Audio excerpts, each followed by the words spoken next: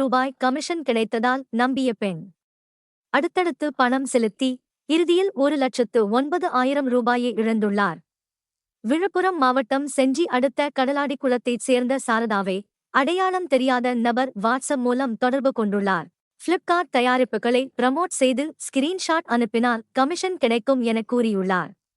முதலில் 200 ரூபாய் கமிஷனும் கிடைத்துள்ளது. பின்னர் டெலிகிராம் மூலம் டாஸ்க் மற்றும் முதலீடு பெயரில் பணம் செலுத்த வைத்துள்ளார். இதை நம்பி சாரதா 7 தவணைகளில் 1,09,000 ரூபாய் அனுப்பியுள்ளார். ஆனால் கமிஷன் வழங்காமல் அந்த நபர் மோசடி செய்துள்ளார். இதுகுறித்து சைபர் கிரைம் போலீசார் வழக்கு பதிவு செய்து விசாரிக்கின்றனர். மேலும் செய்திகளுக்கு திண்டிவனம் செய்திகள் சேனலை சப்ஸ்கிரைப் பண்ணுங்க.